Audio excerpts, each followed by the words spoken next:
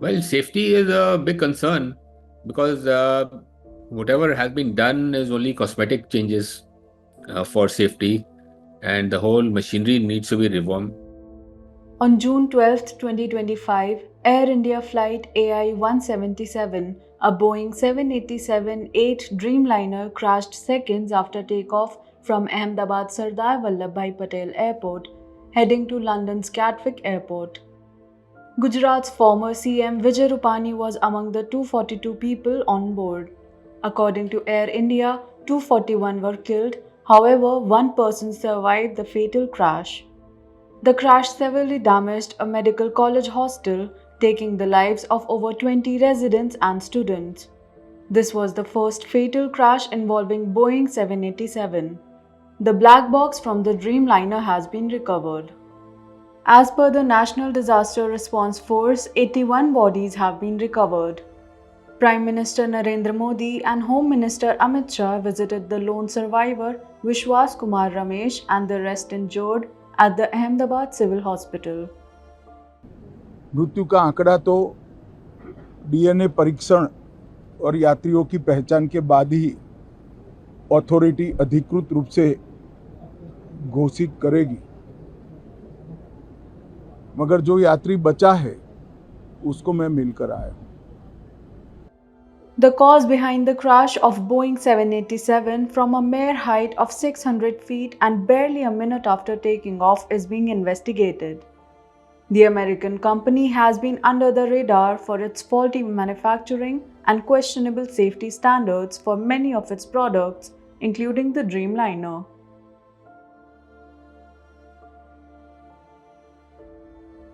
Once the aircraft comes in, it is not the company, but the regulator approves uh, the entry of the aircraft.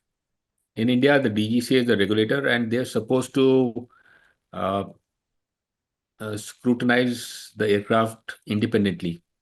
But since DGCA does not have the capability to do that, they basically enter the aircraft based on FAA certification, which is the American regulatory authority, or the EASA, which is the European authority. So if either of them have given a certificate, they say, okay, we deem that this is good enough. And based on this, they issue a certificate, and the aircraft is registered in India.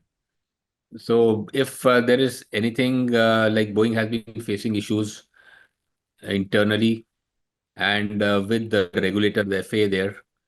So like Max, the pilots were not trained and told about the MCAS, the technical uh, issue which was introduced, the feature which was introduced in the Max.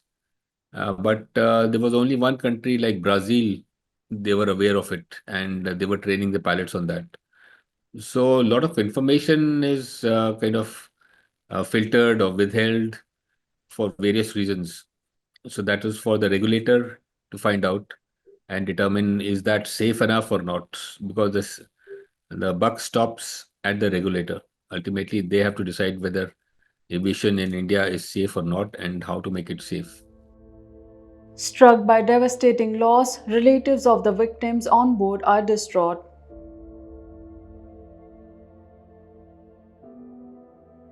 Well, safety is a big concern because whatever has been done is only cosmetic changes for safety, and the whole machinery needs to be revamped. The only uh, and say the committee, the report which was given was in 1997. That is called the Air Marshal J.K. Seth report, and that was a comprehensive study of the civil aviation safety. And there are certain issues which were highlighted. The same issues are still present, or deficiencies are still present, which were highlighted in 1997. But that report never saw the light of day. It was kept under wraps and still under wraps.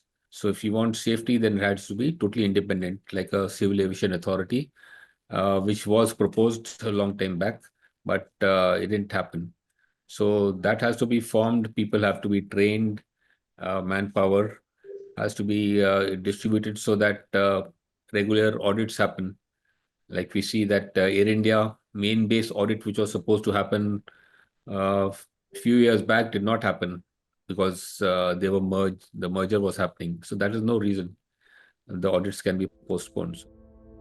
The Ahmedabad crash is a reminder of the critical need for stronger safety measures.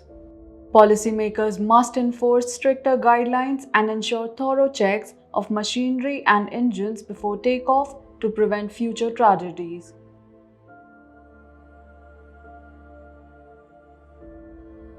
India is not following the global norms. Um the world over, uh, ICAO, the UN body, International Civil Aviation Organization, does not mandate so many hours, the number of hours which has to be flown. But they say whatever the states decide, it has to be scientific. There has to be scientific backing, reasoning for the number of hours the crew can fly, and it has to be safety oriented. Air India's next steps will be closely monitored, especially related to Boeing. The Tata-owned airline has more than 30 Dreamliners. The first was acquired in 2012. It also placed orders for another 20. Big question arises, will they go ahead with the order? The focus will be on the actions they take to ensure the safety of both passengers and crew moving forward.